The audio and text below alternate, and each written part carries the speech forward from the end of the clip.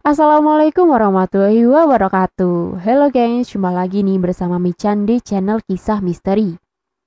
Pada kesempatan kali ini, Michan akan membawakan cerita yang berjudul Siapa yang Menangis Malam Itu. Dan cerita ini ditulis oleh Mas Taufik. Dan jika kalian ingin mengunjungi tweet beliau, bisa langsung kok kunjungi di @mastaufik. Dan Michan akan selalu sediakan link di kolom deskripsi ya gengs. Oke gengs, Michan tahu kalian pasti penasaran. Daripada lama-lama, ayo langsung saja kita masuk ke ceritanya. Siapa yang menangis malam itu? Michan akan membawakan dari sudut pandang si penulis ya gengs. Oke, kita mulai. Cerita ini gue alami sendiri, belum lama sih, sekitar 2018 sampai 2019. Bahkan sampai sekarang, gue masih menghuni rumah tempat kejadian tersebut. Awalnya gue pindah dinas ke salah satu kota di Jawa Timur. Seperti biasa, gue duluan lah yang ke kota tersebut, nyari kontrakan sekalian ngurus berkas masuk sekolah anak gue. Awalnya gue dapat kontrakan di perumahan, cuma tahun kedua ya gue gak perpanjang karena nyari kontrakan yang lebih dekat dengan sekolahan anak gue. Muter-muter gue sama bini gue dan ngeliat rumah. Lokasinya strategis banget lah, cuman bangunannya ya emang agak lawas ya, lantainya juga masih ubin kuning. Atapnya juga masih rendah kayak rumah tahun 80-90-an lah. Cuma rumah ini tuh enak lokasinya, deket banget sama pusat kota. Banyak orang jualan keperluan sehari-hari di sekitar rumah. Dan pastinya deket sekolah anak gue. Yang penting semuanya murah, 7,5 juta per tahunnya. Yang punya kontrakan juga ramah, tetangga sekitar juga baik.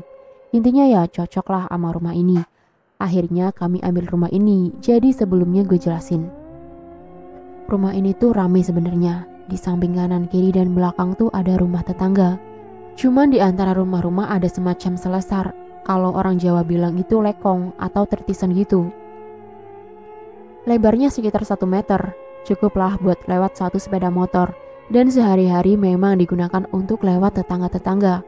Seperti kebiasaan gue sebelum keluarga masuk rumah kontrakan baru, gue duluan bersih-bersih rumah. Kali ini gue nyantai karena kondisi rumah kan ramai tuh lingkungannya, gak bakalan deh serem-serem pikir gue. Akhirnya gue masuklah dan bersih-bersih rumah. Baru 3 minggu kosong kata pemiliknya.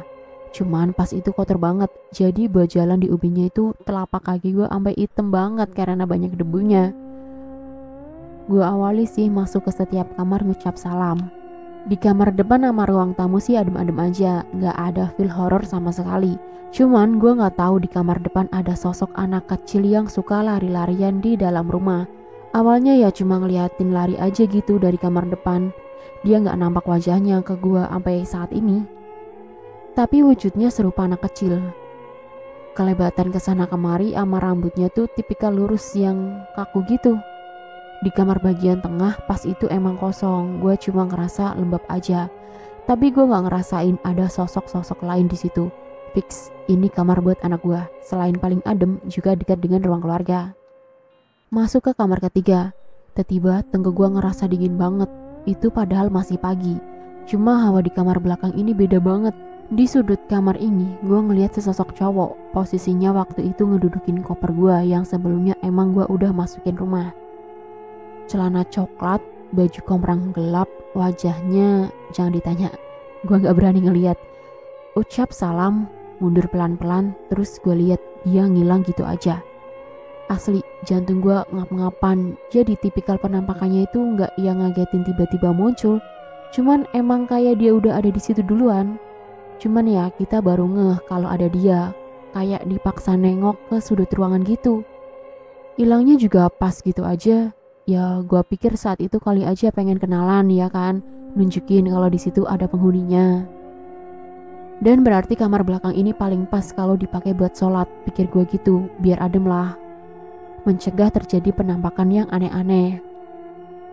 Terakhir gue lanjutin ke kamar mandi. WC sama tempat mandinya itu dipisah, jadi seolah-olah ada 2 kamar mandi gitu.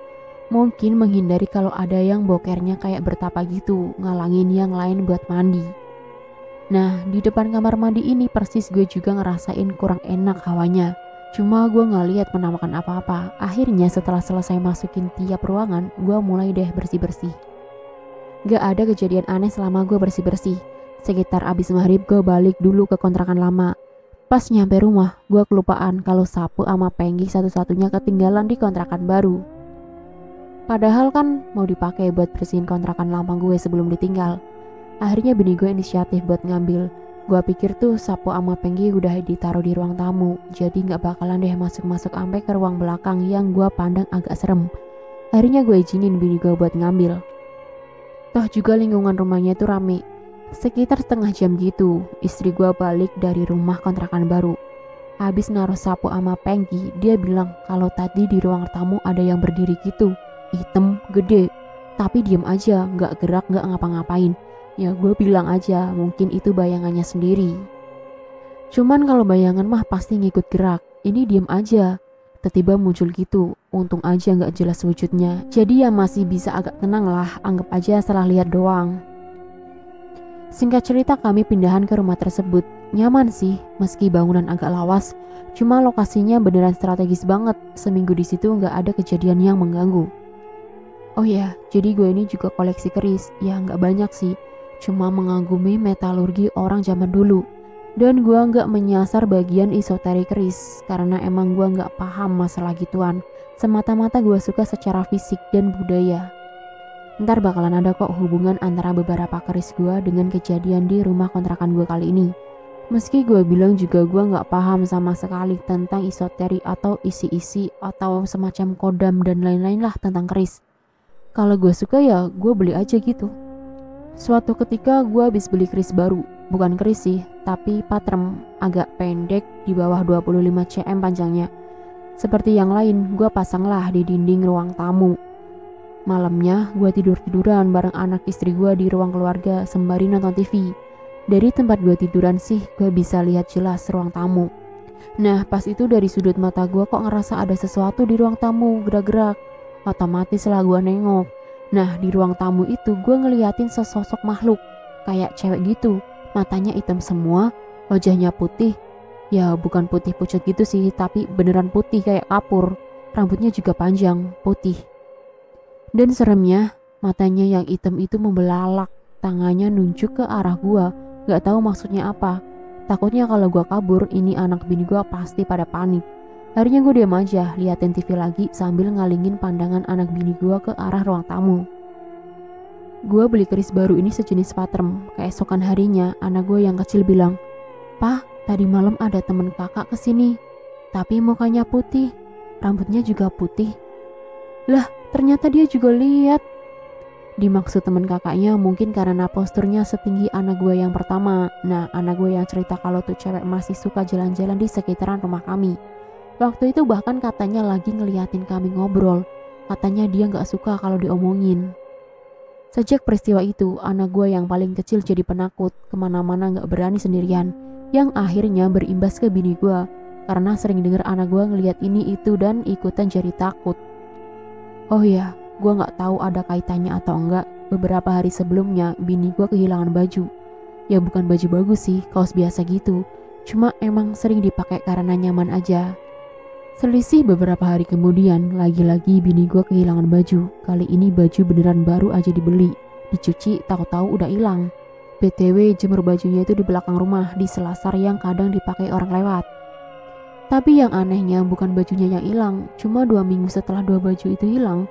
Tapi yang anehnya bukan bajunya yang hilang, cuman 2 minggu setelah 2 baju ini hilang, tahu-tahu balik di jemuran. 2 potong baju itu udah tergantung gitu aja. Akhirnya karena gue gak mau kenapa-napa, gue larang bini gue buat pakai baju itu. Pikiran gue sih waktu itu karena kali aja dipakai orang terus dibalikin lagi, takut ada penyakit menular. Nah, setelah penampakan cewek muka putih itu, beberapa penampakan makin intens muncul di rumah gue. Intens pas bini gue ngambil sapu sendirian sebelum pindah kontrakan. Ujung-ujungnya gue juga yang kebagian ngeliat. Ternyata sosok hitam gede itu nempatin kamar tidur tengah. Gue ngeliatin dia lagi duduk di pinggir ranjang, ngadep lemari. Gak gede-gede banget sih, tapi lebih gede dari manusia normal. Dan ini emang hitam semua sampai ke muka-mukanya.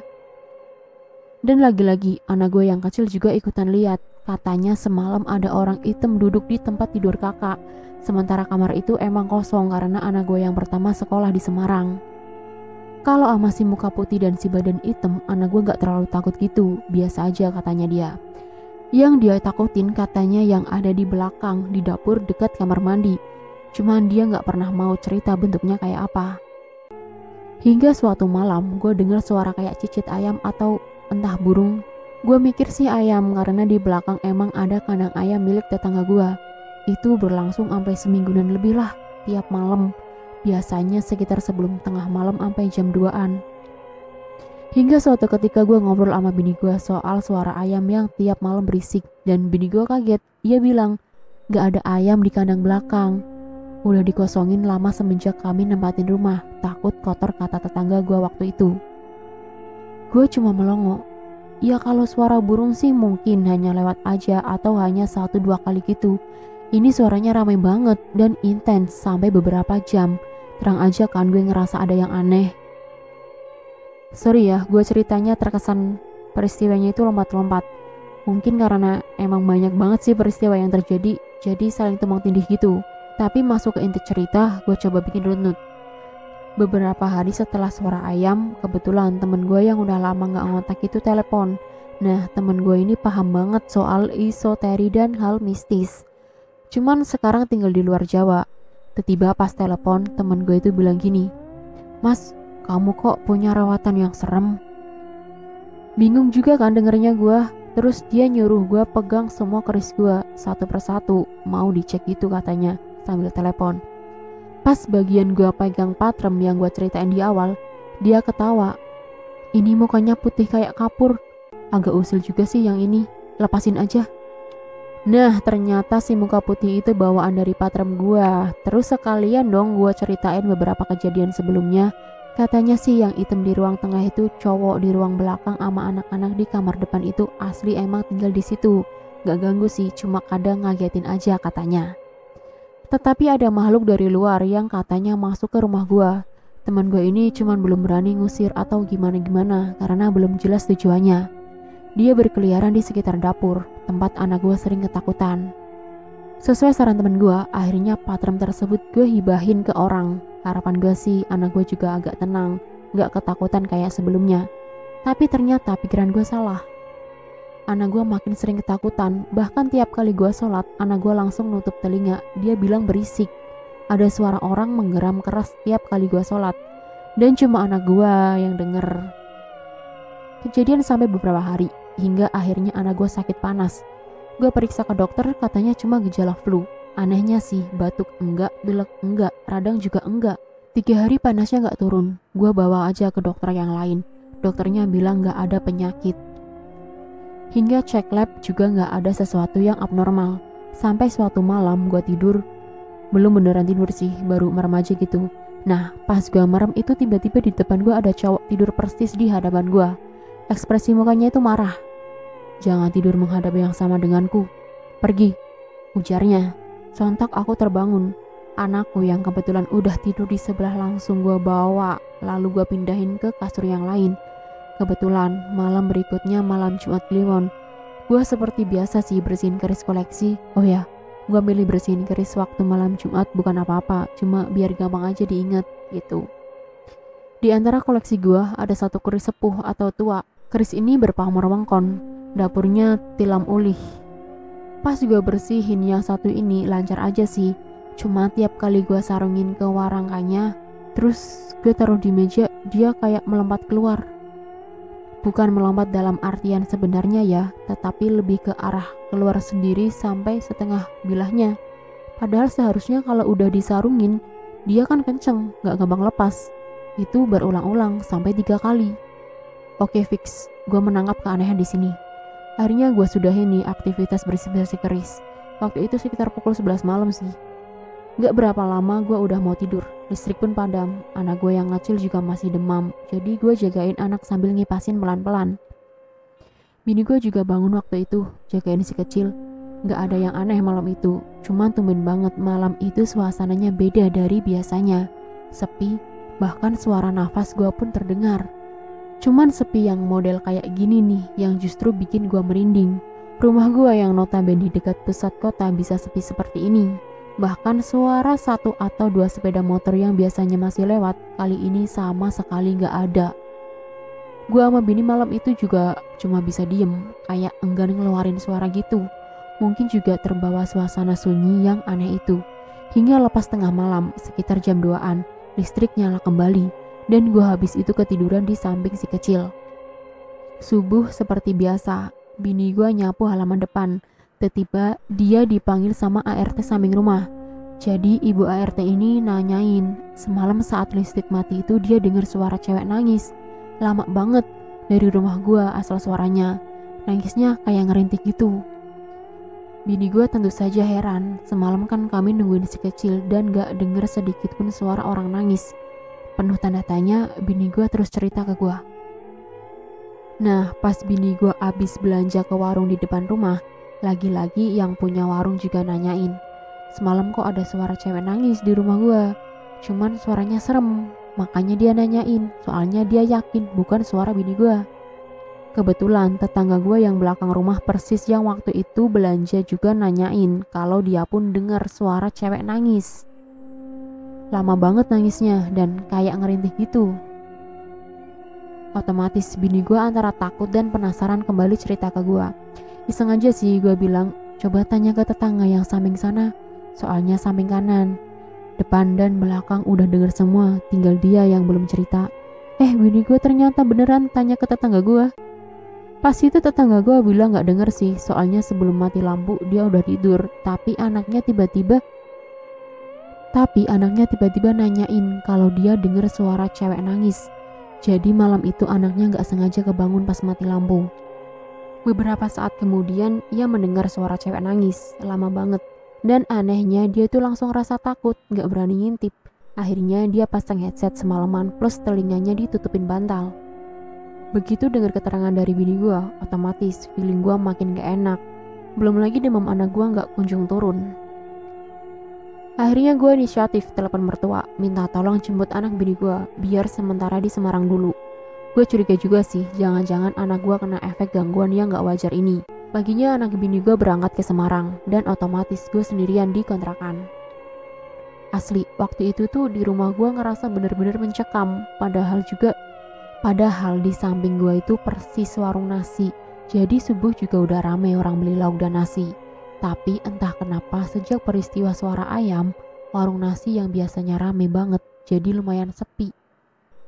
Gue memang sengaja sih gak ikut karena pas itu kerjaan gue banyak dan cuti gue habis. Jadi gue belakang nyusul weekendnya. Bini gue sebenarnya juga nyusulin gue sementara gue ngekos. Gue emang sengaja gak ikut sih karena pas itu kerjaan gue emang banyak dan cuti gue juga udah habis. Jadi gue nyusulnya belakangan pas weekend. Bini gue sebenarnya nyusulin sementara gue ngekos 2-3 hari karena suasana rumah udah gak enak banget.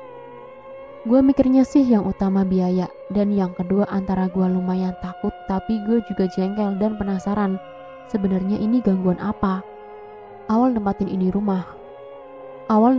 rumah nyaman-nyaman aja kok, tiba-tiba kenapa jadi seperti ini. Malam pertama gue sendirian, ya biasa aja sih awalnya, cuman emang lebih sepi dari biasanya. Jalanan depan rumah juga beberapa hari ini lebih sepi dari biasanya. Nelpon bini dapet kabar kalau begitu nyampe rumah Semarang, anak gue demamnya langsung turun. Jadi dia itu dibawa ke dukun bayi gitu. Kalau orang Jawa bilang itu disuwuk. Kata si mbak dukun bayinya, anak gue kaget ngelihat makhluk halus. Mungkin wujudnya agak serem. Mbah dukun bayi ini juga bilang kalau anak gue bakat ngelihat makhluk halus karena ada aurat nyambung di antara kedua matanya. Istilahnya apa gitu gue lupa, cuman itu salah satu tandanya. Gue heran sih, karena tiap kali gue ngeliat penampakan, anak gue yang kecil ini hampir bisa dipastikan ikut ngeliat. Lega denger anak gue udah baikan, gue terus duduk-duduk di ruang depan. Gak ngapa-ngapain juga sih, gak ada anak bini, gabut lah. Malamnya gue sikat gigi, karena sendirian gak gue tutup lah pintu kamar mandi. Tiba-tiba nongol sesosok rambut jabrik di kusen pintu kamar mandi. Cuman kelihatan rambutnya doang, sama jari-jari tangan pegangan di kusen kamar mandi. Kesel gue waktu itu, untung aja gak ketelan kan tuh sikat gigi. Waktu itu gue cuma hus gitu aja sih, karena gue udah pernah lihat ini. Waktu itu gue cuma hus gitu aja sih, karena gue udah pernah lihat ini anak penghuni kamar depan. Keluar dari kamar mandi masih gue lihat dia dari menuju. Keluar dari kamar mandi masih gue liatin tuh dia lari menuju kolong meja dapur. Gak berapa lama gue ditelepon nyokap, nanyain kabar gue. Beliau kan dapat kabar tuh dari bini gue soal kejadian-kejadian di sini. Ya gue bilang gak apa-apa, masih aman. Lagi enak-enaknya ngobrol, si bocah jabrik muncul lagi. Kali ini dari kamar depan, lari ke belakang. Kaget gue sampai sempet gue ngumpat. Gue ceritain nama nyokap sih kalau gue abis lihat tuh anak. Sebentar kemudian telepon gue tutup. Agak heran juga sih kenapa si jabrik ini lari ke belakang melulu, kayak mau nunjukin sesuatu gitu. Penasaran gue nyoba lihat ke belakang kan, gak ada apa-apa sih, cuman emang beneran hawanya itu gak enak. Kayak nyesek gitu, gak tahu deh kenapa. Gue tungguin sebentar, tetap gak ada apa-apa, cuma hawa nyeseknya itu makin menekan. Gue terus menuju ke ruang tengah. Agak adem suasana di ruang tengah. Gue ngantuk dan beranjak mau tidur, tapi lagi-lagi si jabrik lari-larian dari kamar depan ke belakang. Udahlah, kali ini gue ngerasa malas banget ke belakang, hawanya juga gak enak banget kan. Malam itu gue tidur setengah gak enak, gak tahu kenapa sih. Malam itu gue tidur setengah gak enak, gak tahu kenapa di plafon rumah berisik banget, entah itu tikus atau apalah. Yang jelas semalaman itu gedubrakan. Kontras banget sama suasana sekitar rumah gue yang tumben banget sepi. Setengah terjaga, gue waktu itu ke kamar mandi. Hampir lupa sih kalau si jabrik dari tadi berusaha nunjukin sesuatu di belakang deket kamar mandi. Kali ini gue ngeliat ada yang duduk deket meja dapur. Bukan penghuni rumah ini yang pernah gue lihat sih. Beneran, gue belum pernah lihat yang satu ini. Gede, tubuhnya putih, kakinya panjang menjuntai. Shock, pastilah. Hasrat pipis gue tiba-tiba menguap. Perlahan gue mundur balik lagi ke tempat tidur. Asli kalau yang ini bener-bener nakutin. Jadi makhluk ini tuh yang pengen ditunjukin sama si jabrik. Dan gue yakin ini makhluk bukan asli penghuni di rumah ini.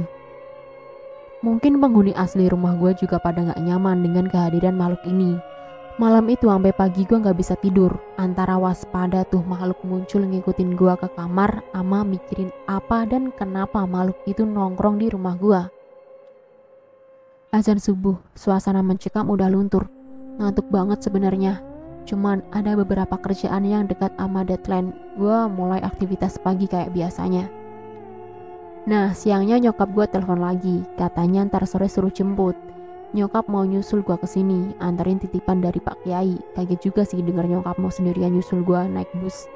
Sekitar jam 8 malam, nyokap nyampe di perhentian bus. Gue udah nunggu. Dari cerita nyokap, rupanya beliau paginya ke rumah Pak Kiai. Nanyain soal rumah gue sama anak gue yang sakit, tapi begitu dibawa ke Semarang langsung sembuh. Kata Pak Kiainya emang rumah gue lagi ada tamu. Terus ama nyokap dibawain kayak tulisan Arab gitu deh di kertas. Ama dipesannya juga jangan sampai ninggalin sholat dan zikir. Dan malam itu gue lumayan kebantu, gak ada gangguan yang muncul. Besoknya nyokap balik lagi ke Semarang. Padahal gue ajak bareng sih pengennya, soalnya lusanya udah weekend. Dan gue bakal nyusul anak bini gue ke Semarang juga.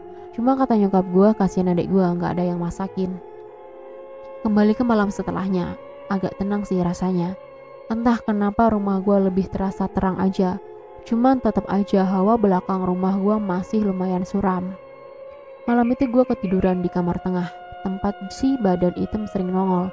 Nah, malam itu gue mimpi, tapi kayak jelas banget gitu. Beneran kayak nyata. Tapi di sananya gue tahu kalau itu mimpi. Nah, dalam mimpi itu gue bener-bener berhadapan langsung sama makhluk yang nongkrong di dapur rumah gue. Tubuhnya tinggi, putih, cuma kali ini di kepalanya pakai kain kafan, kayak pocong gitulah. Cuman atasnya doang, bawahnya ya kayak kakinya itu keluar dari kafannya.